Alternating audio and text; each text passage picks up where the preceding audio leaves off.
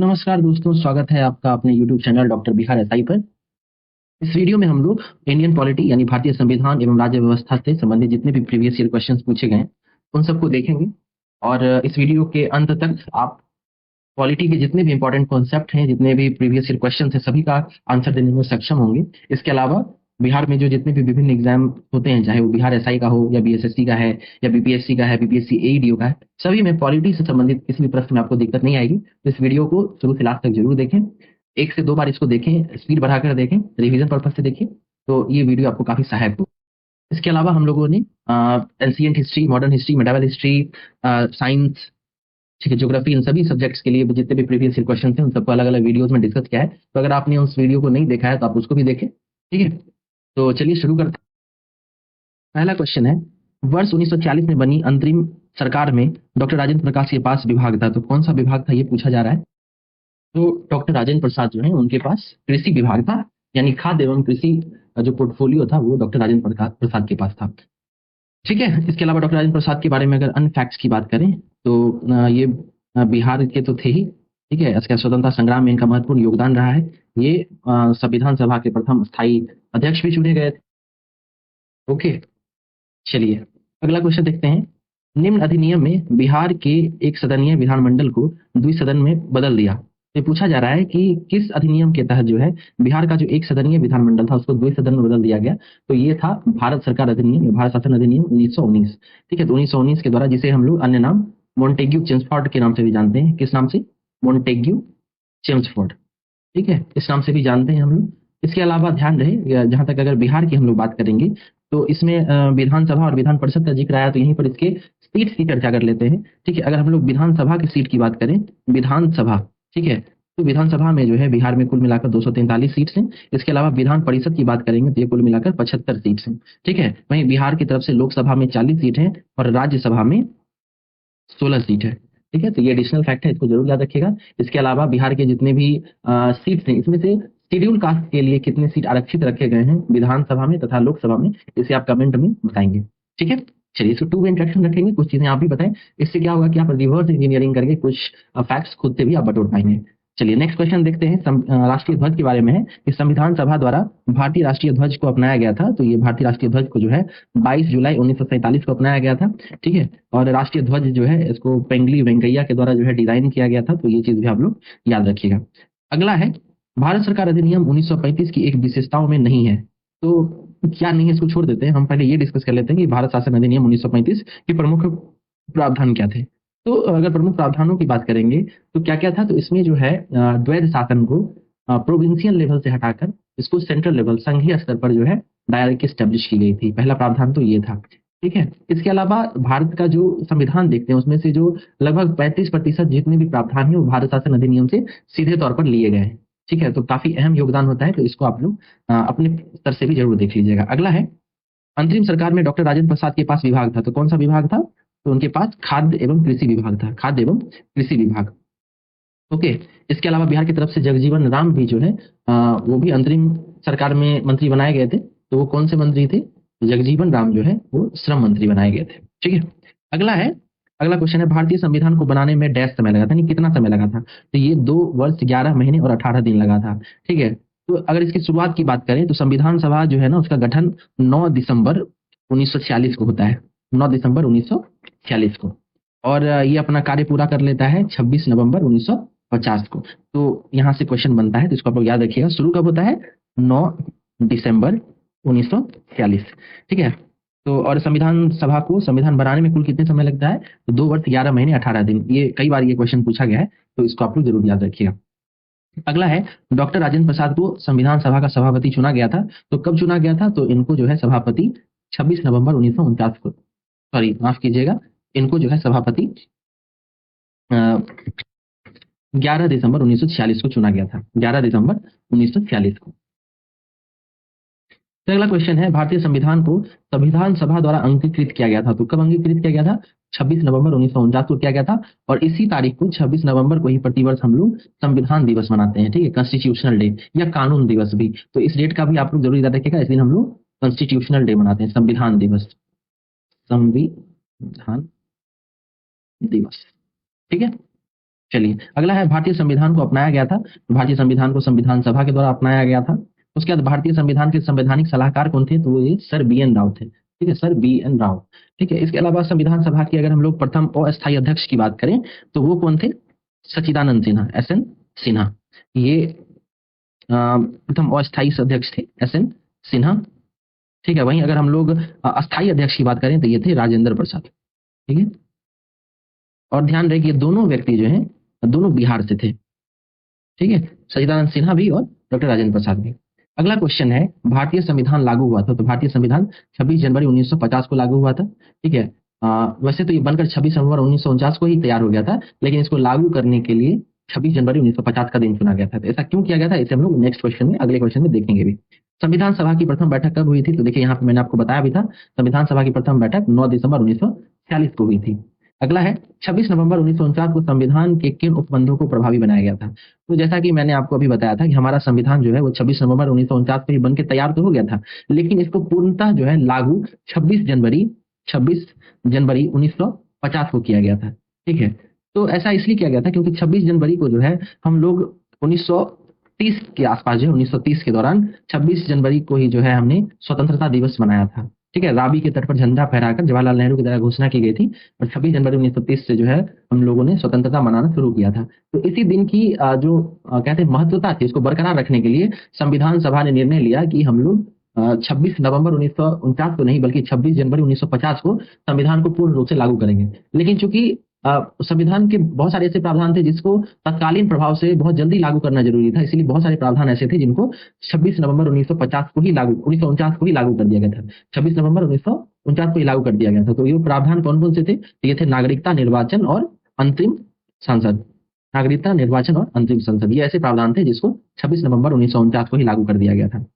Next question देखते हैं, संविधान सभा की प्रांतीय संविधान समिति के अध्यक्ष थे। तो प्रांतीय संविधान समिति के अध्यक्ष सरदार पटेल थे। ठीक है, बहुत सारी समितियां बनाई गई थी जिसमें से प्रांत स्तर की जितनी भी समितियां थी उसके अध्यक्ष सरदार पटेल थे और संघ स्तर की जो समितियां थी उसके अध्यक्ष मिला जुलाकर जवाहरलाल नेहरू। इसके अलावा प्रारूप समिति की बात करें तो प्रारूप समिति के अध्यक्ष डॉक्टर भीमराव अम्बेडकर थे, डॉक्टर BR अम्बेडकर, और प्रारूप समिति में कुल मिलाकर 7 लोग थे। ठीक है, तो इसे भी आप लोग याद रखिएगा।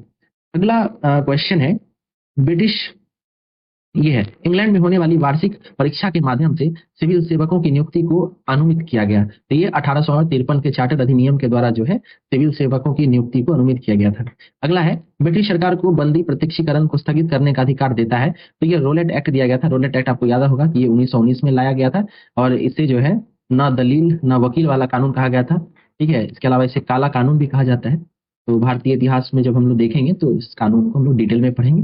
अगला है, वह अधिनियम जिसने भारत के पृथक निर्वाचन मंडल का आरंभ किया। तो याद रहे कि भारत परिषद अधिनियम यानी गवर्नमेंट ऑफ इंडिया एक्ट 1909 जो है वो जो है पृथक निर्वाचक मंडल का आरंभ करता है। ठीक है, नेक्स्ट है, प्रोफेसर केसी वेयर के अनुसार भारतीय संविधान है। तो प्रोफेसर केसी वेयर जो है प्रमुख संविधानविद है। ठीक है, और इनके द्वारा जो है भारतीय संविधान को क्वासी फेडरल यानी अर्ध संघीय की संज्ञा दी गई है। ठीक है, उनका मानना है कि भारतीय संविधान जो अपनी प्रकृति में अर्ध संघीय है। ठीक है, यानी इसमें संघात्मक व्यवस्था और संसदीय व्यवस्था दोनों का समन्वय है, एकात्मक और संघीय व्यवस्था का समन्वय है, इसलिए इसको क्वासी फेडरल कहा गया है। ठीक, भारतीय संविधान उतना ही संघीय है जितना इसे दोहरी राजनीति कहा जा सकता है, यह विचार था। तो यह विचार जो है डॉक्टर BR अम्बेडकर का था। ठीक है, और ये संविधान सभा में जो है डिस्कशन के दौरान उन्होंने ये स्टेटमेंट दिया था। अगला क्वेश्चन है, प्रांतीय सरकारों का गठन डैश के तहत किया गया था। प्रांतीय सरकारों का गठन जो है वो 1935 के भारत शासन अधिनियम के द्वारा दिया गया था। संविधान को 26 जनवरी के दिन ही लागू करने का निर्णय इसलिए लिया गया था क्योंकि तो कारण क्या था? कारण यह था कि कांग्रेस ने स्थिति को ही 1930 में स्वतंत्रता दिवस के रूप में मनाया था। आपको पता होगा कि कराची अधिवेशन 1929 के बाद जो है ये निर्णय लिया गया था और रावी नदी के तट पर जो है स्वतंत्रता दिवस मनाया गया था 26 जनवरी 1930 को। ठीक है, तो उसी दिन की महत्वता को बरकरार रखते हुए जो है संविधान सभा ने यह निर्णय लिया कि संविधान को 26 जनवरी 1950 को लागू किया जाएगा। अगला है, राज्य विधानसभा की अधिकतम संख्या निर्धारित है। तो राज्य विधानसभा की अधिकतम संख्या निर्धारित है 500। ठीक है, वहीं अगर हम लोग मिनिमम संख्या की बात करें, न्यूनतम, तो ये कम से कम 40 होना चाहिए, 40। ठीक है, माफ कीजिएगा, ये यहाँ पे 40 नहीं बल्कि 60 होगा ना, मिनिमम सीट जो है वो 60 होनी चाहिए। इसके अलावा विधान परिषद की अगर बात करें तो विधान परिषद में मैक्सिमम सीट जो है ना वो विधानसभा का 1/3 होना चाहिए। ठीक है, विधानसभा में जितनी कुल सीटों की संख्या है उसका 1/3 ही जो है विधान परिषद का सदस्य हो सकते हैं। जैसे मैं उदाहरण के लिए आपको समझाता हूँ, बिहार में कुल मिलाकर 243 विधानसभा की सीट्स हैं। अगर आप इसका 1/3 करेंगे, ठीक है, यानी 1/3 करेंगे आप इसका, आप पाएंगे कि ये लगभग 75 के आसपास होता है। ठीक है, तो बिहार में विधान परिषद की सीट्स कितनी है? 75 है। ठीक है ना, तो यही कहा गया है कि विधान परिषद में जो है कुल सदस्यों की संख्या विधानसभा का 1/3 हो सकता है। आप कमेंट बॉक्स में यह बताएंगे कि वर्तमान में बिहार के कितने राज्य द्विसदनात्मक है। ठीक है, कितने राज्य द्विसदनात्मक है। चलिए अगला क्वेश्चन देखते हैं। संघीय कार्यपालिका में शामिल नहीं है, तो संघीय कार्यपालिका जो है इसमें शामिल नहीं है। तो भारत के नियंत्रक एवं महालेखा परीक्षक, तो क्या शामिल नहीं है? इसके जगह हम लोग ये देखेंगे कि कौन कौन से शामिल होते हैं। ठीक है, तो इसमें सबसे पहले जो है कौन शामिल होंगे? हमारे प्रेसिडेंट शामिल होते हैं, हमारे राष्ट्रपति। ठीक है, इसके बाद हमारे वाइस प्रेसिडेंट शामिल होते हैं। केंद्रीय मंत्रिमंडल में सॉरी, केंद्रीय जो कार्यपालिका होती है, संघीय कार्यपालिका, इसमें 5 लोग होते हैं। राष्ट्रपति, वाइस मतलब उपराष्ट्रपति, फिर प्रधानमंत्री, मंत्रिपरिषद और अटॉर्नी जनरल। अटॉर्नी जनरल मतलब महान्यायवादी। ठीक है, तो राष्ट्रपति, उपराष्ट्रपति, प्रधानमंत्री, मंत्रिपरिषद और महान्यायवादी, ये 5 लोग मिलकर जो है संघीय कार्यपालिका का निर्माण करते हैं। ओके, चलिए नेक्स्ट क्वेश्चन देखते हैं। अगला क्वेश्चन है, केंद्रीय मंत्रिपरिषद सामूहिक रूप से उत्तरदायी है। तो केंद्रीय मंत्रिपरिषद जो होती है वो सामूहिक रूप से लोकसभा के प्रति उत्तरदायी होती है। ठीक है, वहीं अगर हम लोग व्यक्तिगत स्तर की बात करें तो ये व्यक्तिगत रूप से राष्ट्रपति के प्रति उत्तरदायी होती है। ठीक है, सामूहिक रूप से लोकसभा के प्रति और व्यक्तिगत रूप से राष्ट्रपति के प्रति। ठीक है, अगला है, संविधान सभा के प्रथम स्थायी अध्यक्ष थे। तो संविधान सभा के प्रथम स्थायी अध्यक्ष के बारे में पूछ रहा है, ये डॉक्टर राजेंद्र प्रसाद थे। वहीं अगर हम अस्थायी सदस्य के बारे में बोले, अस्थायी अध्यक्ष के बारे में, तो वो सच्चिदानंद सिन्हा थे। ठीक, विश्व में सर्वप्रथम लिखित संविधान लागू हुआ था। तो सर्वप्रथम लिखित संविधान जो है वो अमेरिका में लागू हुआ था। ठीक है, अगला है, आधुनिक लोकतंत्र के रूप में जाना जाता है। तो आधुनिक लोकतंत्र के रूप में प्रतिनिधित्व लोकतंत्र को माना जाता है। ठीक है, प्रतिनिधित्व लोकतंत्र। अगला है, कानून संप्रभु का आदेश है, यह कथन है। तो कानून संप्रभु का आदेश है, यह है जॉन ऑस्टिन का कथन।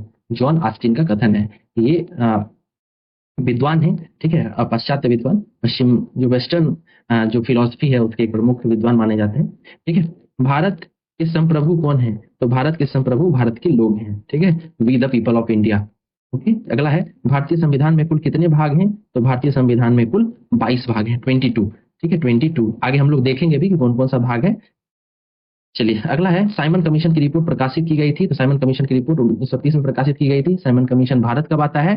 तो ये 1928 में आता है। ठीक है, और साइमन कमीशन का गठन कब होता है? तो इसका गठन जो है 1927 में हो जाता है। ठीक है, अगला है, स्वतंत्र भारत के प्रथम शिक्षा मंत्री कौन थे? तो प्रथम शिक्षा मंत्री जो है मौलाना अबुल कलाम आजाद थे। ठीक है, मौलाना अबुल कलाम आजाद। मौलाना अबुल कलाम आजाद जो है वही व्यक्ति हैं जो कांग्रेस में सबसे कम उम्र में अध्यक्ष बने थे। इसके अलावा सबसे लंबे समय तक लगातार जो है आजादी से पूर्व यही अध्यक्ष रहे थे। ठीक है, भारत का संविधान अपनाया गया है। तो भारत का संविधान अपनाया गया है कब? 26 नवंबर 1949 को। और वर्तमान में 26 नवंबर को हम प्रतिवर्ष संविधान दिवस मनाते हैं। ठीक है, कानून दिवस, संविधान दिवस। भारत एक डैश राष्ट्र है। तो भारत जो है ना वो एक धर्मनिरपेक्ष यानी एक सेक्युलर कंट्री है, धर्मनिरपेक्ष राष्ट्र है। भारत के संविधान का विचार सर्वप्रथम भारत में संविधान का विचार सर्वप्रथम दिया गया था। तो सर्वप्रथम जो है यह विचार एम.एन. रॉय के द्वारा दिया गया था। और साल कौन सा था? साल था 1934। 1934 में जो है सर एम.एन. रॉय ने जो है संविधान का विचार दिया था। फिर 1935 में कांग्रेस का जो अधिवेशन हुआ था उसमें संविधान की मांग को उठाया गया था। अगला क्वेश्चन है, संविधान सभा ने संविधान का निर्माण पूर्ण किया। तो कब पूरा किया? तो 26 नवंबर 1949 को किया है। ये देखिए कई बार पूछा गया है, कई बार रिपीट होता है ये क्वेश्चन, तो आप ये डेट जरूर याद रखिएगा। इसके अलावा कितने दिनों में बनकर तैयार हुआ है? तो ये भी पूछा जाता है। 2 साल 11 महीने और 18 दिन। 2 साल, ठीक है, 11 महीने और 18 दिन। तो इसको मैं ऐसे लिख देता हूँ, 2 years 11 month and 18 days। Okay, अगला है, भारत के संविधान को अंगीकृत किया गया। तो भारत के संविधान को अंगीकृत किया गया था संविधान सभा में भारत की जनता के प्रतिनिधियों के द्वारा। ठीक है, भारत का संविधान अंगीकृत हुआ और अस्तित्व में आया तो कब आया? तो ये हमने कई बार देख चुका है। ये 26 नवंबर 1949 को अंगीकृत हुआ था और 26 नवंबर 1950 को पूर्णतः लागू हुआ था। भारतीय संविधान को केंद्रीकृत प्रवृत्तियों वाला संघ के रूप में परिभाषित किया गया है। तो ये कौन कहता है ऐसा? तो ये आइवर जेनिंग है, वो कहते हैं। ठीक है, आइवर जेनिंग क्या कहते हैं? भारतीय संविधान को केंद्रीकृत प्रवृत्तियों वाला संघ कहा है। ठीक है, चलिए नेक्स्ट टॉपिक की तरफ चलते हैं। अगला टॉपिक है भारतीय संविधान की उद्देशिका, संघ एवं राज्य क्षेत्र, भारतीय संविधान के स्रोत, अनुसूची, अनुच्छेद एवं नागरिकता। तो देखिए इस टॉपिक से भी बहुत ज्यादा प्रश्न पूछा जाता है। ठीक है, बहुत ज्यादा प्रश्न इस टॉपिक से पूछे जाते हैं, तो इसको जो है डिटेल में देखना बहुत जरूरी है। आइए देखते हैं, पहला क्वेश्चन है 42वें संविधान संशोधन द्वारा कौन से 2 शब्द प्रस्तावना में जोड़े गए थे? तो देखिए 42वें संविधान संशोधन के द्वारा कुल मिलाकर 3 शब्द जोड़े गए थे, जिसमें से 2 शब्द यहाँ दिया गया है, एक तो है धर्मनिरपेक्षता और दूसरा है समाजवादी। तो तीसरा शब्द कौन सा है वो कमेंट में आप बताएंगे, ठीक है। 3 शब्द जोड़े गए थे 42वें संविधान संशोधन के द्वारा, ठीक है, 1976 में, ठीक है। और आपको ये बताना है कि पहला तो धर्मनिरपेक्षता था और दूसरा समाजवादी था, तो तीसरा शब्द कौन सा था? भारत में न्यायिक पूर्वावलोकन का आधार है, तो भारत में न्यायिक पूर्वावलोकन का आधार क्या है? कानून द्वारा स्थापित प्रक्रिया, ठीक है। अच्छा, जुडिशियल रिव्यू यानी न्यायिक पूर्वावलोकन को अगर हम ये कहें कि भारत के किस संविधान के द्वारा यह अपनी शक्ति प्राप्त करता है, तो ये दो इसमें अनुच्छेद आता है। एक तो आर्टिकल 13 आता है, अनुच्छेद 13 और अनुच्छेद 32। इन दोनों के तहत जो है ना ये जो है हमारा सुप्रीम कोर्ट, उसके पास जुडिशियल रिव्यू, कानून को रिव्यू करने का, न्यायिक पुनरावलोकन की शक्ति है। भारत वर्ष में संघवाद के संदर्भ में सत्य कथन है, ठीक है। तो क्या है? तो भारत जो है वह एक अर्ध संघीय राज्य देश के अंतर्गत भारतीय संघवाद का परिणाम है, ठीक है। चलिए अगला है, भारत के संविधान का अनुच्छेद 1 देश को बनाता है। तो अनुच्छेद 1 जो है ना वो बनाता है भारत को एक संघ। उसमें लिखा हुआ है कि भारत अनेक राज्यों का संघ है, कई राज्यों का संघ है, संघीय सूची के अंतर्गत शामिल है। तो संघ सूची के अंतर्गत रक्षा है, ये तो आपको पता होगा। देखिए इस क्वेश्चन से ये समझ में आता है कि बहुत सारी ऐसी चीजें हैं जिसके बारे में आपको पता होना चाहिए कि वो किस विषय की सूची है, ठीक है। जैसे पंचायती राज, पुलिस, शिक्षा, कृषि, ये सब किस विषय की सूची है, ये सब आपको पता होना चाहिए, मूल रूप से कम पता जरूर होना चाहिए। जैसे शिक्षा जो है वो राज्य विषय की सूची है, शिक्षा है ना। वही रक्षा जो है वो केंद्रीय सूची का विषय है, ठीक है। पंचायती राज राज्य सूची का है, ठीक है ना। इस तरीके से आपको देखना है। भारत में संघ शासित प्रदेशों की संख्या है, तो कुल मिलाकर कितने हैं? तो वर्तमान में कुल मिलाकर 8 हैं, ठीक है। 8 यूनियन टेरिटरीज अभी वर्तमान में भारत में है। राज्य सन 1949 में भारतीय संघ में सम्मिलित हुआ, तो कौन था? मणिपुर है ना। मणिपुर जो है 1949 में भारतीय संघ में सम्मिलित हुआ था। अगला है, भारत के संविधान की वह अनुसूची जिसके अधीन जनजातीय भूमि का खनन के लिए निजी पक्षकारों को अंतरण आकृत और शून्य घोषित किया जा सकता है। तो ये 5वीं अनुसूची से जुड़ा हुआ है, ठीक है, 5वीं अनुसूची। इसके अलावा जो 6ठी अनुसूची है, 6th शेड्यूल, वो किन राज्यों से संबंधित है? तो 6th शेड्यूल जो है, 6th शेड्यूल वो आपको असम, त्रिपुरा, मेघालय और मिजोरम के लिए है, ठीक है। ये 4 नाम जरूर याद रखिएगा, त्रिपुरा, मेघालय और मिजोरम, ठीक है। तो ये 4 राज्य जो है इसके शेड्यूल क्षेत्र जो है वो अनुसूची 6 के तहत जो है गवर्न किए जाते हैं। अगला है, भारतीय संविधान की वह अनुसूची जिसमें भारतीय भाषाओं की सूची शामिल की गई है। तो ये 8वीं अनुसूची जो है, 8वीं अनुसूची, इसमें भारतीय भाषाओं की सूची कहा गया है। तो जब भारतीय संविधान बनकर तैयार हुआ था तो इसमें कुल मिलाकर 8 भाषाएं थी, सॉरी 14 भाषाएं थी, ठीक है। फिर वर्तमान में इसमें अन्य भाषाएं जुड़ती गई और कुल मिलाकर अभी वर्तमान में 22 भाषाएं हैं। कब कब अन्य भाषाओं को जोड़ा गया है? तो ये संविधान संशोधन करके जोड़ा गया है, तो इसको भी आप लोग जरूर याद रखेंगे, ठीक है, कि कब कब किस भाषा को जोड़ा गया है। यहाँ पे मैं आपको एक एडिशनल क्वेश्चन पूछ देता हूँ, आपको ये बताना है कि वर्तमान में भारत में भी कितनी शास्त्रीय भाषाएं हैं, ठीक है। लास्ट ईयर इसमें 5 नई भाषाओं को जोड़ा गया है, तो ये करंट अफेयर्स का विषय है, पूछे जाने की प्रबल संभावना है। तो आप ये बताएंगे कि अभी वर्तमान में भारत में कितनी शास्त्रीय भाषाएं हैं, ठीक है। चलिए आगे देखते हैं, संघीय शासन की एक प्रमुख विशेषता है। तो संघीय शासन की विशेषता क्या है, इसको देख लेते हैं। संघीय शासन की प्रमुख विशेषता है कि केंद्र और राज्य अपनी शक्तियां संविधान से प्राप्त करते हैं, ठीक है। तो केंद्र और राज्य की अपनी अपनी अलग अलग शक्तियां, लेकिन ये दोनों अपनी शक्तियां कहाँ से प्राप्त करती हैं? तो ये अपनी दोनों शक्तियां जो है संविधान से प्राप्त करती है। नेक्स्ट क्वेश्चन है, 73वें संविधान संशोधन 1992 11वीं अनुसूची अनुच्छेद 243 जी द्वारा कितने विषयों को पंचायतों के प्रशासनिक नियंत्रण में रखा गया था? तो कुल मिलाकर 29 विषय हैं, ठीक है। 73वां संविधान संशोधन अधिनियम कब लागू हुआ है? तो 1992 में। इसके तहत 11वीं अनुसूची जोड़ी गई थी, अनुच्छेद 243 जी जोड़ा गया है और इसमें 29 विषय हैं, ठीक है। अगला है, जानवरों के प्रति क्रूरता की रोकथाम को भारतीय संविधान की डैश में रखा गया है? तो ये समवर्ती सूची में रखा गया है, ठीक है। समवर्ती सूची में जानवरों की प्रति क्रूरता की रोकथाम को रखा गया है। संविधान की प्रस्तावना को भारत की राजनीतिक कुंडली किसने कहा था? तो ये के.एम. मुंशी के द्वारा कहा गया था। भारतीय संविधान की प्रस्तावना को भारत की राजनीतिक कुंडली कहा था के.एम. मुंशी ने। आजादी के बाद भारत के आधार पर भारत के राज्यों का पुनर्गठन हुआ। आजादी के बाद भाषा के आधार पर भारत के राज्यों का पुनर्गठन हुआ। तो कब हुआ था? 1956 में, ठीक है। 1953 में स्टेट रीऑर्गेनाइजेशन कमीशन, इसका गठन हुआ था, ठीक है, इसे हम लोग फजल अली कमीशन के नाम से भी जानते हैं। और 1956 में जो है इसने अपनी रिकमेंडेशन दी और इसके बाद जो है भारतीय राज्यों को भाषा के आधार पर पुनर्गठित किया गया था। भारतीय संविधान की प्रस्तावना में स्थान नहीं मिला, तो किसको नहीं मिला? तो सभी के लिए शिक्षा जो है ऐसा भारतीय प्रस्तावना में नहीं लिखा हुआ है। ठीक, भारतीय संविधान की प्रस्तावना में भारत को डैश के रूप में वर्णित किया गया है, तो भारत को एक सार्वभौमिक, समाजवादी, धर्मनिरपेक्ष, प्रजातांत्रिक गणतंत्र के रूप में बताया गया है। ठीक है, ध्यान रखिएगा 5 वर्ड बहुत इंपॉर्टेंट है इसमें, प्रियम्बल में यानी प्रस्तावना में। कौन कौन से है? सोवरेन, सेक्युलर, डेमोक्रेटिक, ठीक है, sovereign, secular, socialist, democratic, Republic. Sovereign, secular, socialist, democratic, Republic, ये भारतीय संविधान की प्रस्तावना में शामिल है। ठीक है, जिसमें से सेक्युलर शब्द और सोशलिस्ट शब्द, इन दोनों शब्दों को 42वें संविधान संशोधन के द्वारा जोड़ा गया था। अगला है, भारत में लैंगिक सार्वभौमिकता है, क्योंकि संविधान की प्रस्तावना आरंभ होती है, तो भारत की संविधान जो है और उसकी प्रस्तावना आरंभ किससे होती है? तो हम भारत के लोग शब्द से प्रारंभ होती है। भारतीय संविधान की प्रस्तावना में समाजवादी शब्द कब संशोधित करके जोड़ा गया था? तो ये 42वें संविधान संशोधन के द्वारा जोड़ा गया था। 42वें संविधान संशोधन के द्वारा जोड़ा गया था। भारतीय संविधान की प्रस्तावना में 42वां संशोधन द्वारा समाजवादी और धर्मनिरपेक्ष शब्द को जोड़ा गया था। ठीक है, समाजवादी और धर्मनिरपेक्ष शब्द को जोड़ा गया था। ठीक है, भारत के संविधान की प्रस्तावना में पहले मुख्य रूप से सम्मिलित नहीं था, तो समाजवाद और धर्मनिरपेक्षता सम्मिलित नहीं था, इसे 42वें संविधान संशोधन के द्वारा जोड़ा गया है। वह संशोधन जिसमें समाजवाद, धर्मनिरपेक्षता और राष्ट्रीय एकता एवं अखंडता शब्द को जोड़ा गया था, ये 42वें संविधान संशोधन के द्वारा जोड़ा गया था। ठीक है, अब देख रहे हैं कि लगातार एक ही प्रकार का प्रश्न कई बार पूछा गया है, तो ये काफी इंपॉर्टेंट हो जाता है, इसको आप लोग जरूर याद रखिएगा। इससे जुड़े हुए विभिन्न अन्य आयाम जो है उसको वो भी पता होने चाहिए, जैसे सेक्युलर का अर्थ क्या होता है, सोशलिस्ट का अर्थ क्या होता है। ठीक है, इसके अलावा यहाँ जो वर्ड दिया गया है अखंडता, इसका क्या तात्पर्य है, तो इससे भी जो है घुमा फिरा के प्रश्न पूछे जाने की संभावना रहती है।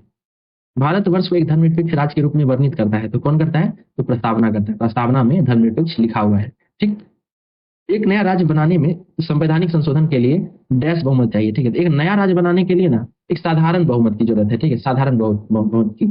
संशोधन से मुझे याद आया कि संशोधन बताइए तो भारतीय संविधान के किस भाग में है? तो भारतीय संविधान के भाग 20 के अंतर्गत संशोधन है।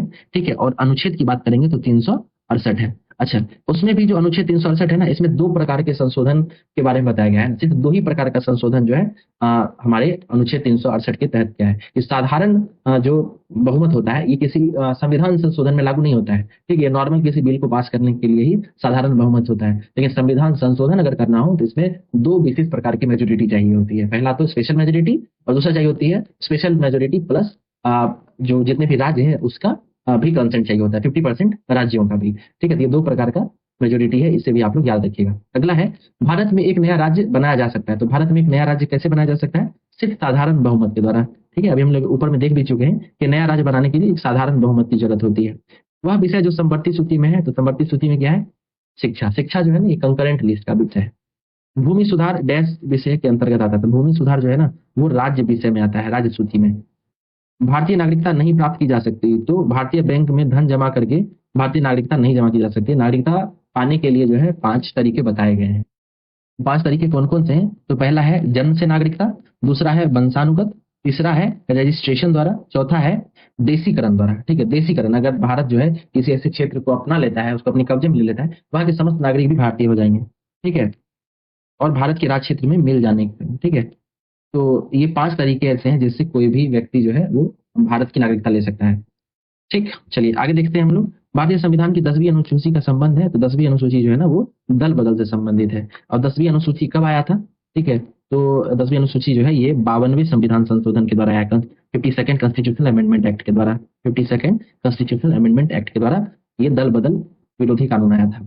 अगला है, भारतीय संविधान के जिस धारा के अनुसार विधानसभा का गठन होता है वह धारा है, तो वह धारा जो है 170 है। 170 के तहत जो है विधानसभा का गठन होता है। भारत संघ का 28वां राज्य है, तो 28वां राज्य कौन बना था?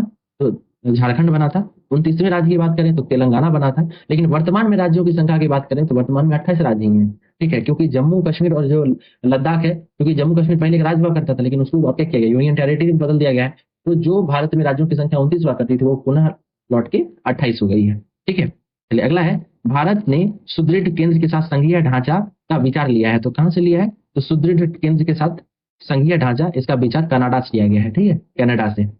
अगला है, भारतीय संविधान में संसदीय लोकतंत्र तथा न्यायिक सर्वोच्चता देशों से अंगीकार किया गया, तो किन देशों से लिया गया है? भारतीय संविधान में संसदीय लोकतंत्र, ठीक है, तो संसदीय लोकतंत्र जो है ये तो हम लोगों ने ब्रिटेन से लिया है, ठीक है, लेकिन हम लोगों ने न्यायिक सर्वोच्चता जो है उसको हम लोगों ने यूनाइटेड स्टेट्स ऑफ अमेरिका से लिया है, ठीक है। ये दो चीजें हैं, इसको आपको जरूर याद रखिएगा। संसदीय लोकतंत्र हमने ब्रिटेन से लिया है, वही न्यायिक सर्वोच्चता जो है उसे हम लोगों ने यूनाइटेड स्टेट्स ऑफ अमेरिका से लिया है। नेक्स्ट क्वेश्चन है, भारतीय संविधान में प्रस्तावना को डैश संविधान से लिया गया। तो प्रस्तावना जो है ना वो अमेरिकी संविधान से लिया गया, यानी अमेरिकी संविधान में भी प्रस्तावना है, तो भारत में जो प्रस्तावना है उसको अमेरिका से लिया गया है, ऐसा माना जाता है। अगला है, न्यायिक पुनरावलोकन प्रणाली की उत्पत्ति कहाँ से हुई है। तो न्यायिक पुनरावलोकन की उत्पत्ति जो है ये संयुक्त राज्य अमेरिका से मानी जाती है, ठीक है, संयुक्त राज्य अमेरिका से।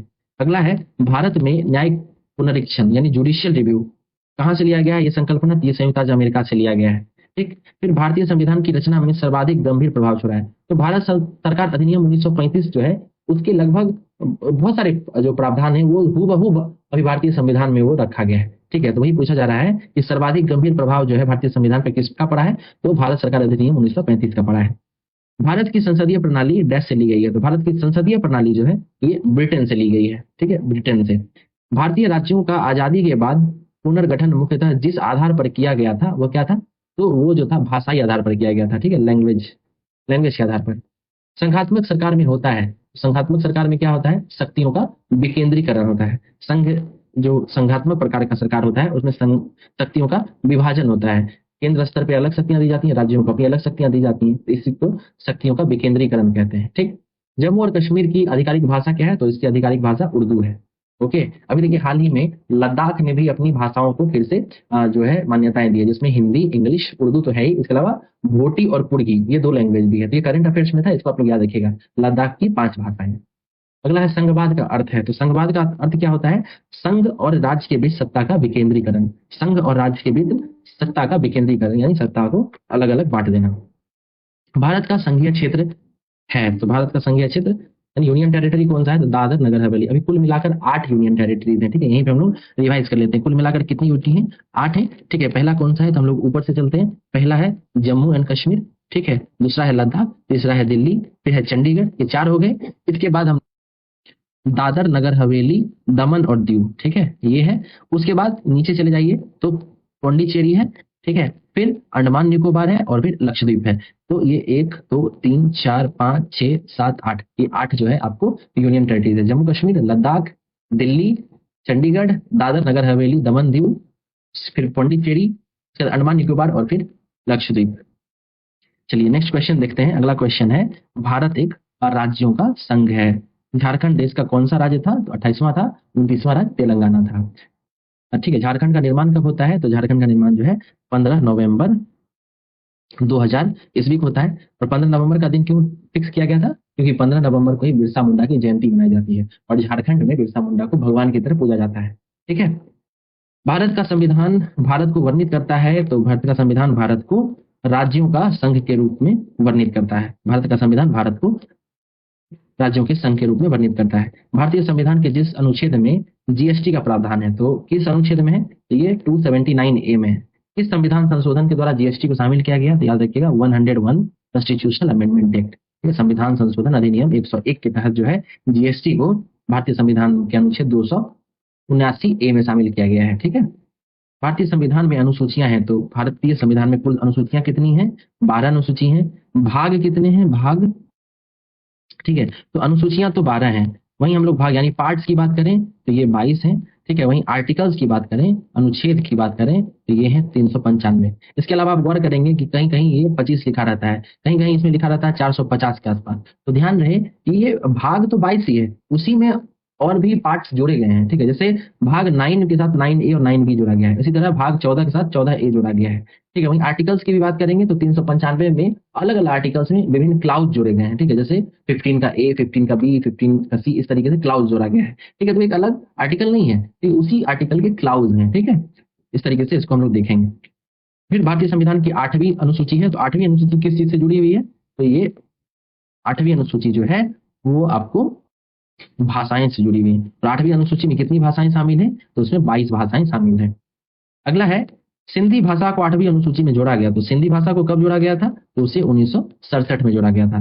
भारतीय संविधान की 8वीं अनुसूची में भारतीय भाषाओं की सूची दी गई है। कौन सी अनुसूची है ये, 8वीं अनुसूची है। ओके। राज्यपाल एवं मंत्रिपरिषद के बीच संवाद के प्रमुख तंत्र के रूप में मुख्यमंत्री के कर्तव्यों का उल्लेख है। तो मुख्यमंत्री के कर्तव्यों का उल्लेख कौन से संविधान के आर्टिकल में है? तो 167 में है, 167 में। भारत के संविधान का अनुच्छेद 157 संबंधित है। तो अनुच्छेद 157 जो है ये राज्यपाल के रूप में नियुक्ति के लिए योग्यता बताया गया है इसमें। ठीक है, राज्यपाल के रूप में नियुक्ति के लिए योग्यता बताया गया है। मंत्रिपरिषद के साथ मुख्यमंत्री इनके मुखिया के रूप में राज्यपाल को सहायता एवं सलाह देने का संविधान में प्रावधान है। तो मुख्यमंत्री जो है वो राज्यपाल सहायता एवं सलाह देता है। तो ऐसा संविधान के अनुच्छेद 163 में लिखा गया है। इस संविधान के तहत जो है राज्यपाल को मुख्यमंत्री जो है सहायता करेगा। अगला क्वेश्चन है अनुच्छेद 39A प्रावधान है। 39A जो है ये सामान्य न्याय तथा निःशुल्क विधिक सहायता से है। सामान्य न्याय एवं निःशुल्क विधिक सहायता से भारत के संविधान का अनुच्छेद 71 जो है ना, अनुच्छेद 71 वो राष्ट्रपति और उपराष्ट्रपति के चुनाव से संबंधित शंकाओं और विवादों पर निर्णय लेने से संबंधित है। ठीक है, ऐसा याद रहेगा आपको कि राष्ट्रपति, उपराष्ट्रपति, राज्यपाल इन सब से संबंधित जो भी चुनाव में कोई समस्या आती है तो इसका निराकरण सीधा सुप्रीम कोर्ट करता है, चुनाव आयोग नहीं करता बल्कि सीधा सुप्रीम कोर्ट करता है। ठीक है। अगला है आर्थिक रूप से पिछड़े वर्ग यानी इकोनॉमिक वीकर सेक्शन को आरक्षण देने हेतु संविधान में जिन अनुच्छेदों को सम्मिलित किया गया है तो कौन कौन से अनुच्छेद है? अनुच्छेद 15 का क्लाउज 6 और 16 का क्लाउज 6। अच्छा, ईडब्ल्यूएस को जो आरक्षण दिया गया है ये किस संविधान संशोधन के द्वारा दिया गया है? याद रखिएगा ये 103rd कॉन्स्टिट्यूशनल अमेंडमेंट एक्ट के द्वारा दिया गया है। अगला है भारतीय संविधान के अनुच्छेद 226। ठीक है, ये पढ़ लेते हैं अनुच्छेद 226 क्या है। तो भारतीय संविधान के अनुच्छेद 226 के अंतर्गत नागरिक अपने मौलिक अधिकार की रक्षा के लिए उच्च न्यायालय में जा सकता है। अच्छा, अगर हमको सर्वोच्च न्यायालय जाने होगा तब हम लोग संविधान के किस अनुच्छेद का प्रयोग करेंगे? तो अनुच्छेद 32 का प्रयोग करेंगे। अनुच्छेद 32 के तहत हम लोग सीधा सुप्रीम कोर्ट चले जाते हैं अपने मौलिक अधिकारों के हनन के संदर्भ में। ठीक है, चलिए अगला है अनुच्छेद 275। अनुच्छेद 275 क्या कहता है? तो कुछ राज्यों को संघ से अनुदान का प्रावधान है। कुछ स्पेशल ऐसे राज्य हैं, ठीक है, उनको जो है संघ की तरफ से स्पेशल फंड एलोकेट होता है, अनुदान मिलता है। ठीक। अनुच्छेद 228 क्या है? तो अनुच्छेद 228 जो है वो कुछ मामलों में उच्च न्यायालय में स्थानांतरण से संबंधित है। ठीक है, कुछ मामलों का उच्च न्यायालय में स्थानांतरण से संबंधित है। अनुच्छेद 123 क्या है? तो ये राष्ट्रपति के अध्यादेश पारित करने की शक्ति से संबंधित है। अनुच्छेद 511 क्या है? तो अनुच्छेद 511 जो है संविधान की नागरिकता से संबंधित है। ठीक है, नागरिकता के प्रावधान इसमें दिए गए हैं।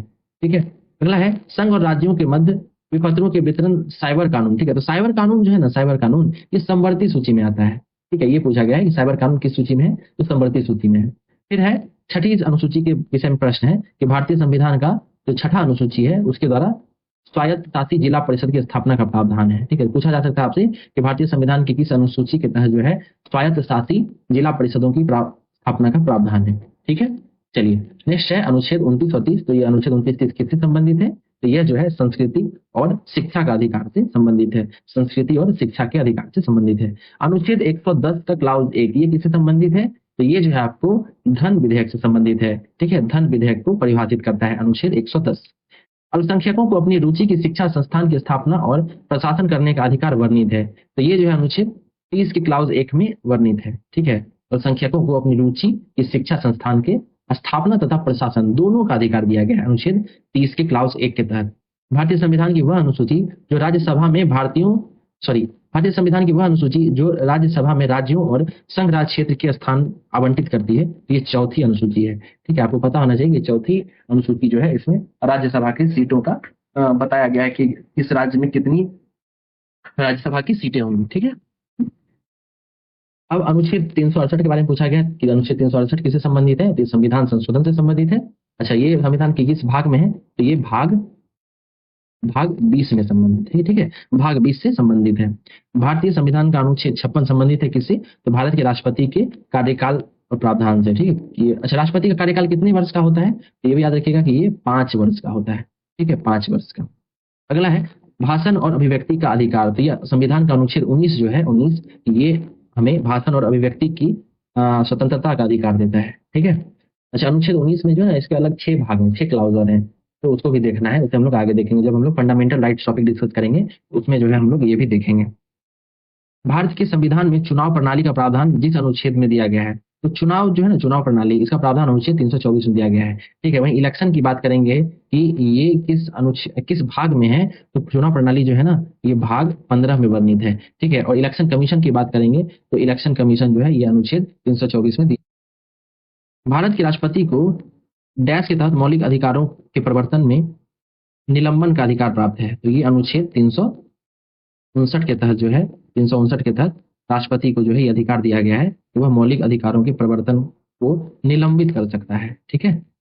उच्चतम न्यायालय की न्यायिक पुनरावलोकन की शक्ति डैश के अंतर्गत आती है। तो उच्चतम न्यायालय की जो न्यायिक पुनरावलोकन की शक्ति जो है ना, ये अनुच्छेद 137 के अंतर्गत आती है। अनुच्छेद 137। ठीक है। 124 अनुच्छेद के बारे में अगर कहा जाए तो ये हमें सुप्रीम कोर्ट से संबंधित है। ठीक है, सुप्रीम कोर्ट। अगला क्वेश्चन है अनुच्छेद 117 है। 117 किससे संबंधित है? तो ये वित्त विधेयक से संबंधित है। यही 110 के बारे में बात करें, 110 ये धन विधेयक से संबंधित है। ठीक है, धन विधेयक। चलिए अगला है भारतीय संविधान के अनुसार दल बदल के आधार पर निर्भरता का उल्लेख है। दल बदल कानून किसमें है? दल बदल जो है वो 10वीं अनुसूची में है और इसे जो है 52वें संविधान संशोधन के द्वारा हमारे संविधान में शामिल किया गया है, 52nd कॉन्स्टिट्यूशनल अमेंडमेंट के द्वारा।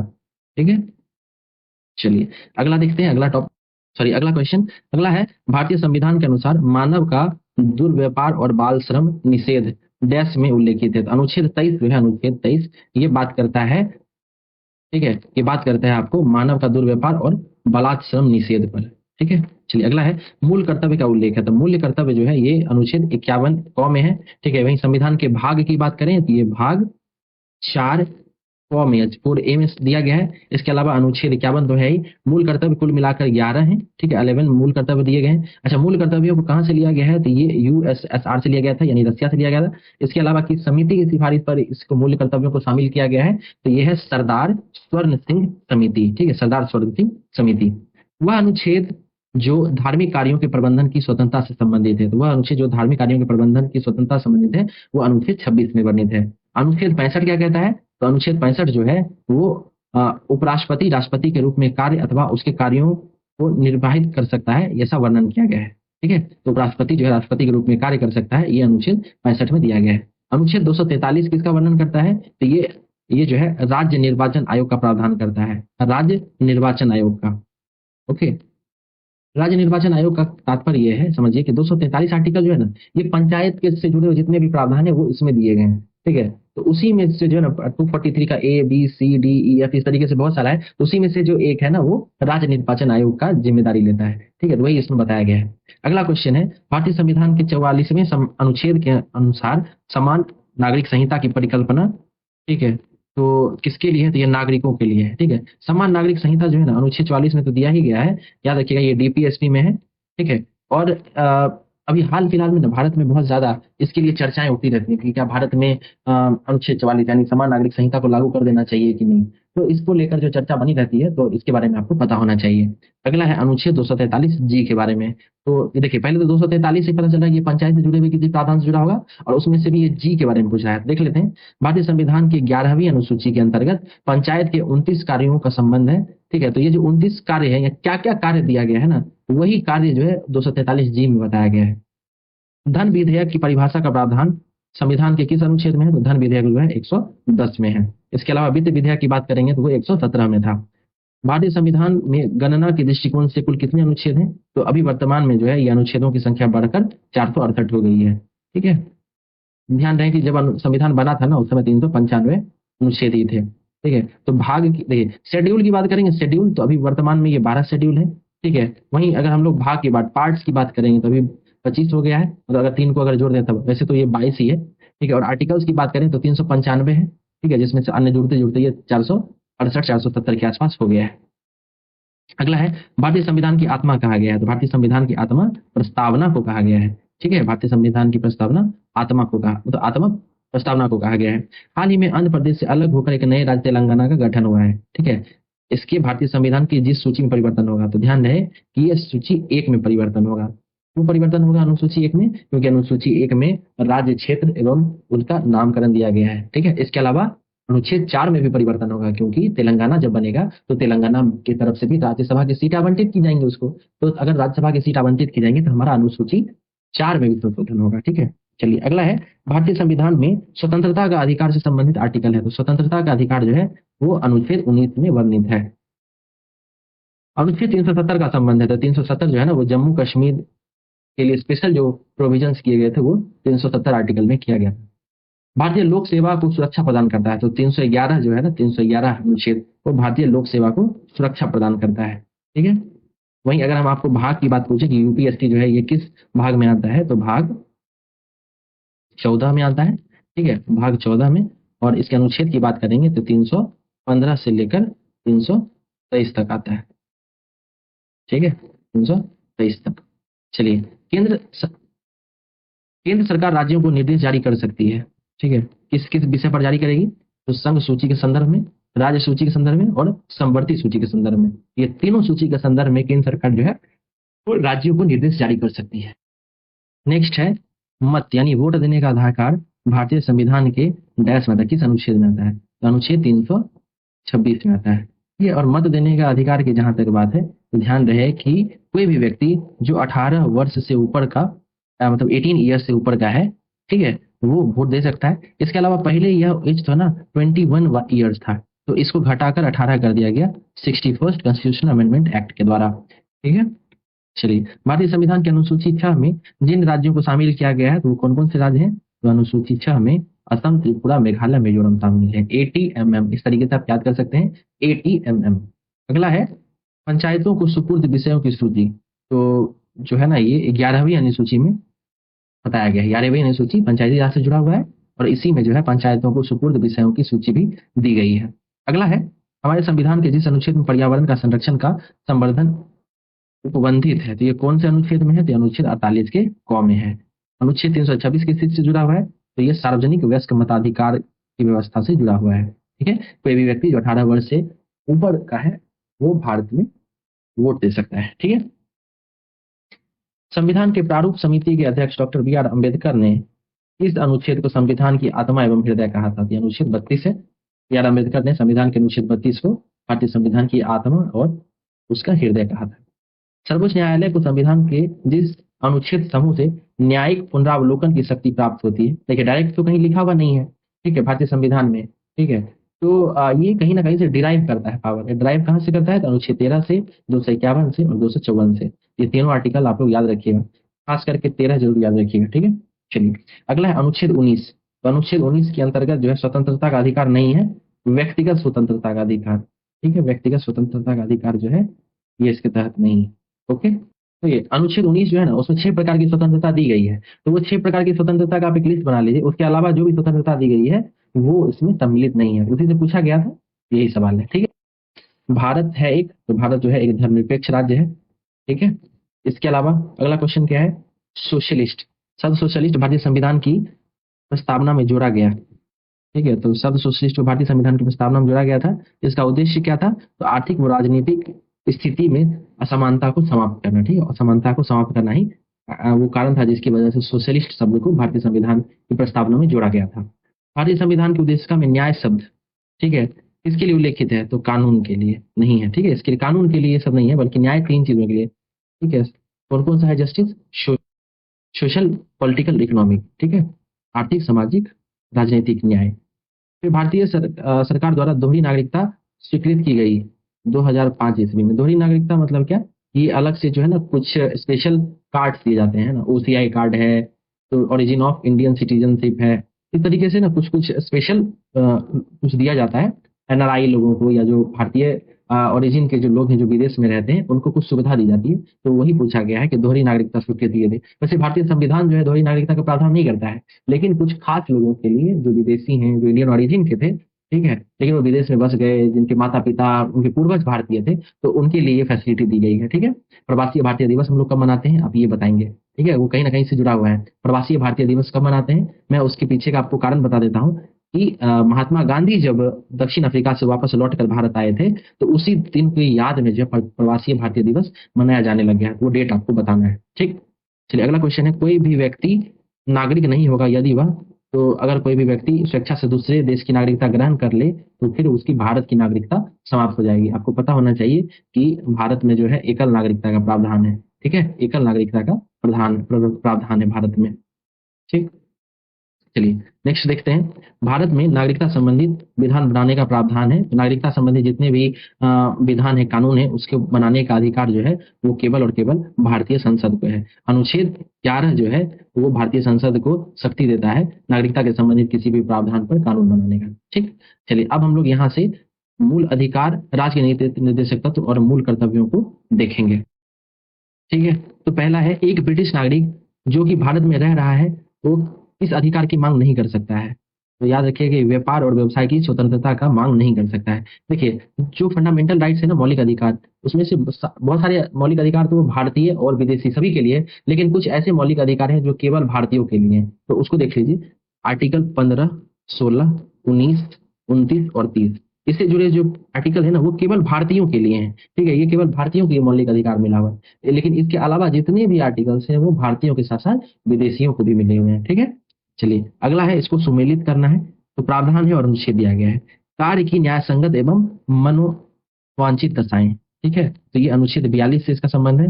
उसके बाद समान नागरिक संहिता जो अनुच्छेद 44 से जुड़ा हुआ है। इसके अलावा कर्मकारों की निर्वाह मजदूरी, ठीक है, तो ये अनुच्छेद 43 से जुड़ा हुआ है। और राष्ट्रीय महत्व के संस्थान एवं वस्तुओं का संरक्षण, ये अनुच्छेद 49 से जुड़ा हुआ है। ये अनुच्छेद वगैरह आप लोग जरूर देख लीजिएगा। ठीक है, जैसे अनुच्छेद 44 है ये समान सिविल संहिता, अनुच्छेद 42 जो है वो न्याय संगत एवं मनवांछित दशाओं से जुड़ा हुआ है।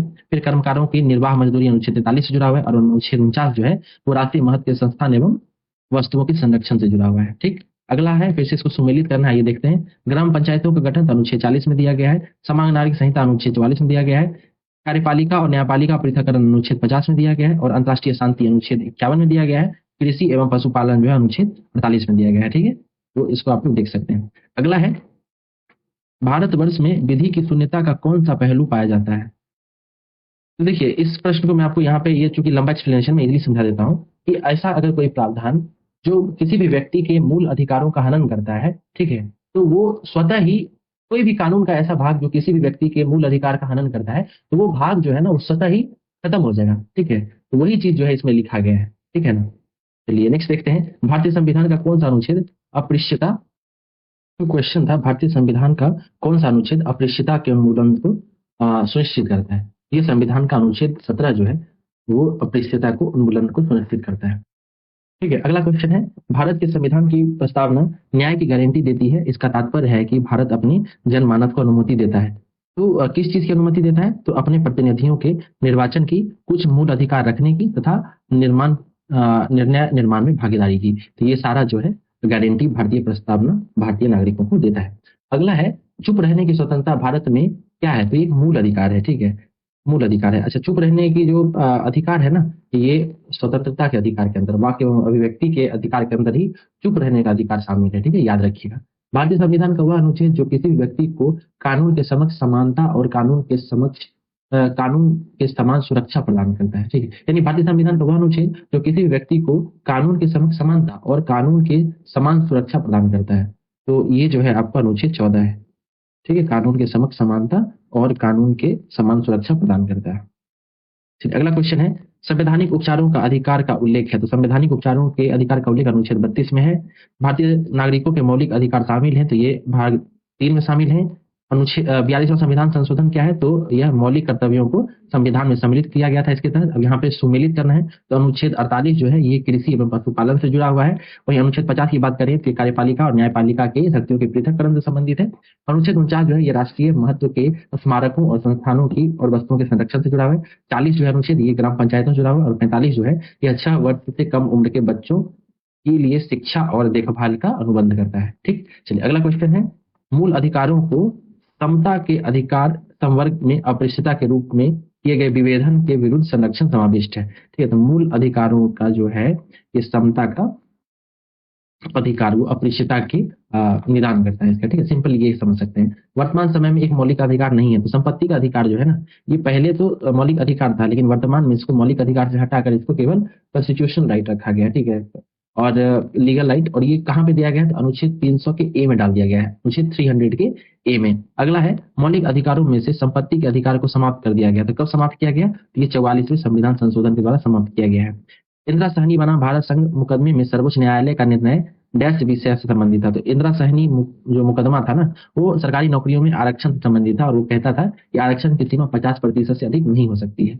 ठीक है, सरकारी नौकरियों में अन्य पिछड़ा वर्ग का जो आरक्षण मिला है, ठीक है, तो आरक्षण की सीमा 50% से ऊपर नहीं हो सकती, यही इंदिरा सहनी वाद में कहा गया था।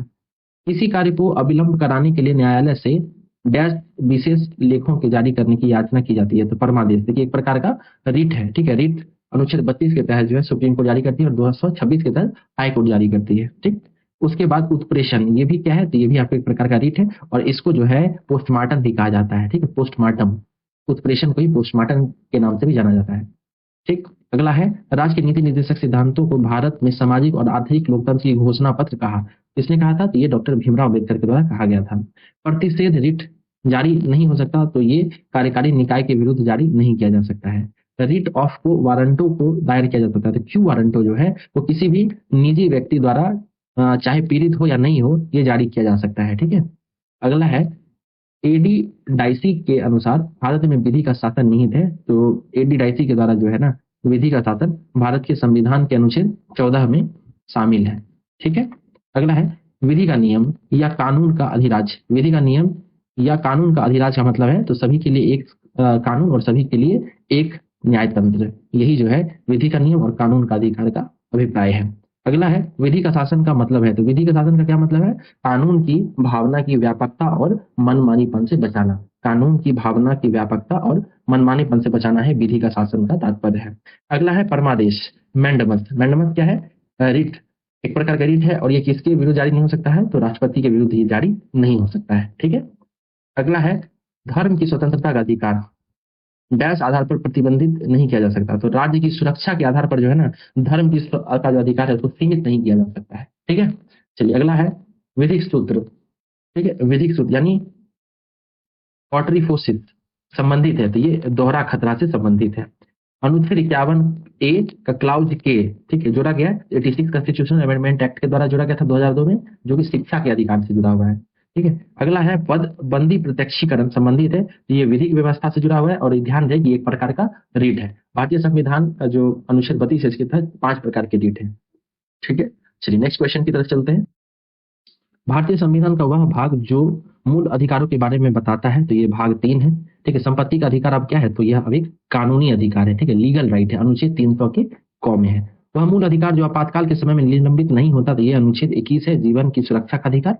भारतीय संविधान में शोषण के विरुद्ध अधिकार मानव दुर्व्यवहार को निषिद्ध करता है। ठीक है, अनुच्छेद 23।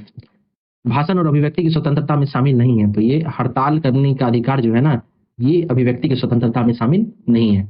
संविधान की उद्देशिका में जिस मौलिक अधिकार का वर्णन नहीं है वो है आर्थिक स्वतंत्रता। ठीक है, अभी भारतीय जो नागरिक है उनको आर्थिक स्वतंत्रता नहीं दी गई है। ठीक, चलिए अगला है संस्थाएं और संघ बनाने का अधिकार किसको है, तो केवल नागरिकों के लिए है सुनिश्चित। ठीक है, तो ध्यान रहे ये जो संघ बनाने का अधिकार है ना, ये अनुच्छेद 19 में आता है और अभी हम लोगों ने बात किया था कि 15, 16, 19, 29 और 30 ये केवल भारतीय नागरिकों के लिए अधिकार है। ठीक, अगला है सर्वोच्च न्यायालय में निजता के अधिकार को संविधान के जिस मूलभूत अनुच्छेद के अधीन रखा गया है, तो वो है अनुच्छेद 21। निजता का अधिकार जो है वो अनुच्छेद 21 के अंतर्गत है। वे मूल अधिकार जो केवल भारतीय नागरिकों के लिए उपलब्ध है, तो ये भी मैंने बताया आपको 15, 16, 19, 29 और 30 नंबर भी जो है ना वो केवल भारतीय नागरिकों के लिए है। ठीक, चलिए आगे देखते हैं। शिक्षा का अधिकार अधिनियम लागू हुआ, तो ये 2010 से लागू हुआ है।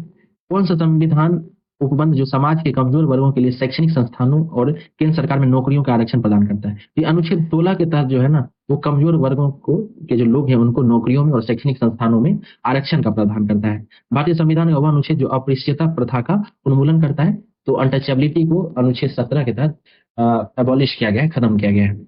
नागरिक समता का आशय है, तो नागरिक समता का आशय है कानून के समक्ष समता से। ठीक, संविधान अपने नागरिकों के जिन अधिकारों की गारंटी देता है, तो वो है समानता का अधिकार, अभिव्यक्ति की स्वतंत्रता। समानता का अधिकार और अभिव्यक्ति की स्वतंत्रता।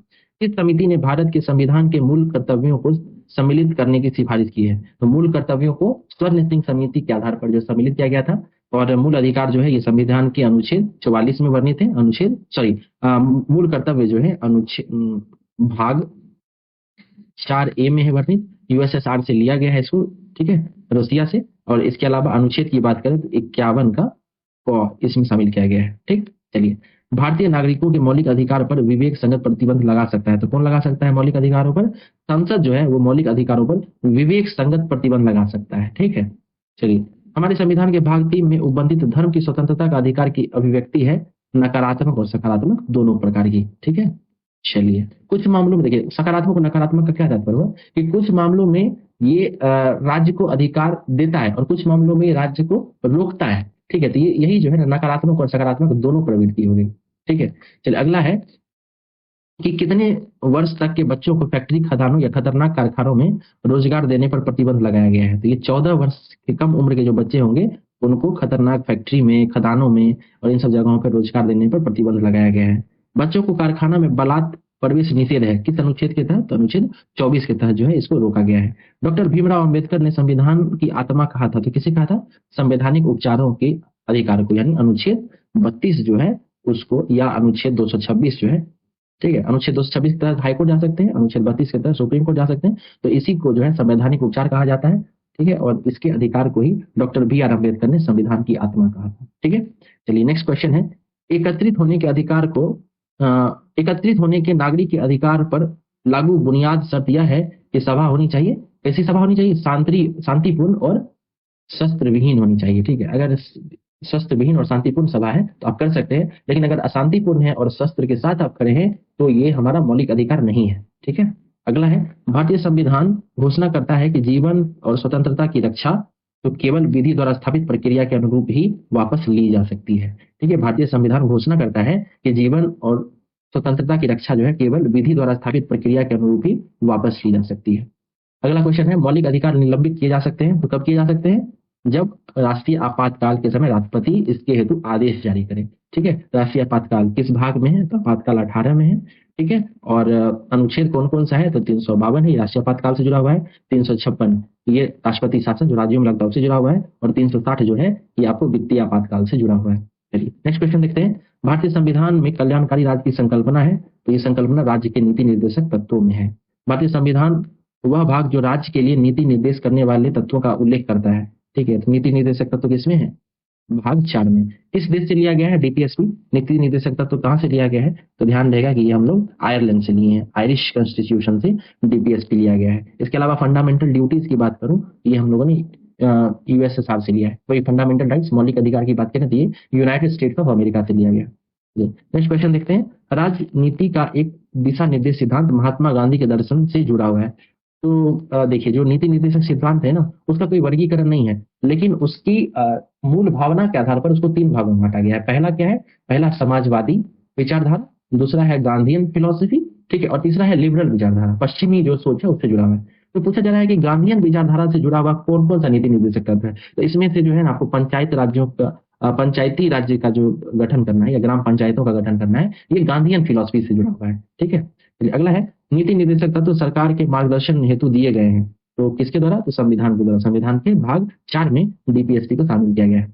राज्य के नीति निर्देशक सिद्धांतों के अनुच्छेदों में से राष्ट्रीय शांति और सुरक्षा से संबंधित है, तो ये अनुच्छेद 51 है। ठीक, अगला है, भारत का एकमात्र राज्य जहां समान आचार संहिता लागू है। तो ये देखिए, पहले तो केवल गोवा में लागू था, लेकिन पिछले साल ही जो है इसे उत्तराखंड में भी लागू कर दिया गया है, उत्तराखंड में। ठीक है, इसके अलावा अन्य राज्य भी जो है अपने अपने राज्यों में UCC, common civil code, uniform civil code लागू करने के लिए जो संभावनाएं हैं उसको तलाश करने के लिए अलग अलग समिति बनाया है। जैसे गुजरात में अलग समिति एक बना हुआ है, ठीक है, रंजना प्रकाश देसाई की अध्यक्षता में। वो चेक करेगा कि गुजरात में समान नागरिक संहिता लागू हो सकती है। ठीक है, चलिए अगला क्वेश्चन देखते हैं, राज्य के नीति निर्देशक तत्व प्रत्यक्षता संबंधित है। ठीक है, तो यह संबंधित है प्रस्तावना से, क्योंकि प्रस्तावना में बहुत सारे ऐसे प्रावधान बताए गए हैं जो कि राज्य के नीति निर्देशक तत्वों में उसको डिटेल में उसको प्रयास किया गया है कि भारतीय जो नागरिक है उनको मुहैया कराया जा सके। भारतीय संविधान के मूल कर्तव्यों को जोड़ा गया था, तो कब जोड़ा गया था? 42वें संविधान संशोधन 1972 के द्वारा। ओके, उसके बाद मौलिक कर्तव्य जिस समिति की सिफारिश पर संविधान में जोड़ा गया था, तो वो समिति थी सरदार स्वर्ण सिंह समिति, सरदार स्वर्ण सिंह समिति। उसके बाद है, भारतीय संविधान के प्रारंभ में मौलिक कर्तव्यों का प्रावधान नहीं था। भारतीय संविधान संशोधन द्वारा इसका समावेशन कब किया गया है? तो इसका समावेशन जो है वो भाग 4A के द्वारा किया गया था, और 1976 में। ठीक है, सरदार स्वर्ण सिंह समिति के अनुशंसा पर। भारतीय नागरिकों के मौलिक कर्तव्य हैं, तो कुल मिलाकर कितने मौलिक कर्तव्य हैं? 11 है। पहले 10 था, फिर 2002 में 86 कॉन्स्टिट्यूशनल अमेंडमेंट एक्ट के द्वारा जो है शिक्षा के अधिकार को भी फंडामेंटल ड्यूटीज में जोड़ा गया है। भारत के संविधान में मौलिक कर्तव्यों को सम्मिलित किया गया है। तो कब किया गया था? तो 1976 में किया गया था। मौलिक कर्तव्यों को प्राप्त नहीं है किसी भी तरह का तो विधिक स्वीकृति नहीं है। तो ये जस्टिफिएबल नहीं है, ठीक है। इसके हनन अगर आपका होता है मौलिक कर्तव्य तो आप इसके लिए कोर्ट नहीं जा सकते हैं, ठीक है ना। तो ये नॉन जस्टिफिएबल है, वही पूछा जा रहा है। एक नागरिक के मौलिक कर्तव्य में शामिल है, तो क्या क्या शामिल है? संविधान, राष्ट्रीय ध्वज और राष्ट्रीय गान के प्रति श्रद्धा। तो ये सारी चीजें जो है हमारे फंडामेंटल ड्यूटीज में शामिल है। कुल मिलाकर 11 फंडामेंटल ड्यूटीज हैं, तो उसका लिस्ट आप लोग जरूर देख लीजिएगा। तो यहाँ तक हम लोगों ने क्या क्या देख लिया है? तो हम लोगों ने शुरू किया था संविधान के हिस्टोरिकल बैकग्राउंड से, ठीक है, ऐतिहासिक पृष्ठभूमि से। फिर संविधान के निर्माण की प्रक्रिया देखा आपने, अंतरिम सरकार देखा, मंत्रिमंडल देखा, किस तरीके से संविधान का प्रारूप तैयार हुआ है उसको देखा। इसके अलावा हम लोगों ने भाग 1, 2, 3, 4 यानी राज्य, केंद्र राज्य के बारे में देखा। इसके अलावा नागरिकता के बारे में, मौलिक अधिकार, राष्ट्र की नीति निर्देशक तत्व और फंडामेंटल ड्यूटीज यानी मूल कर्तव्य के बारे में देख लिया है। जितने भी previous year questions in topic से थे वो सब देख चुके हैं हम लोग। यहाँ से एक बहुत बड़ा पोर्शन जो है वो आपका कवर हो जाता है। यहाँ से बहुत सारे प्रश्न पूछे जाते रहे हैं। आप देख सकते हैं यहाँ पे आपको बहुत सारे मतलब जिस एग्जाम में पूछा गया है ना उसका एक लिस्ट भी दिया गया है, ठीक है। तो आप इसको यहाँ तक देख चुके हैं, इससे 1 से 2 बार और देखिए तो ये आपका अच्छे से रिवीजन हो जाएगा। इसके अलावा जो क्वेश्चन आपको नहीं पता था, मेरा ख्याल है कि आपको मैक्सिमम चीजें पता ही होंगी। एक ब्रशअप करने के लिए ये वीडियो था। तो आप जो अगर आपको नहीं पता है तो उसका एडिशनल फैक्ट के रूप में कहीं पे लिख लें। नेक्स्ट वीडियो में हम लोग राष्ट्रपति, उपराष्ट्रपति, मंत्रिपरिषद, इसके अलावा संसद, यहाँ से लेकर आगे जितने भी टॉपिक्स हैं उसको कवर करेंगे। क्योंकि एक वीडियो बहुत लंबा हो जाता है तो उससे अच्छा रहता है कि छोटे छोटे वीडियो 1 घंटे के अंदर के रहें, जिससे कि कवर हो जाए, ठीक है। तो मिलते हैं नेक्स्ट वीडियो में कल। तब तक के लिए धन्यवाद। अगर ये वीडियो आपको अच्छा लगता है तो लाइक करें, शेयर करें, सब्सक्राइब करें और यूट्यूब चैनल को सब्सक्राइब कीजिए, शेयर कीजिए।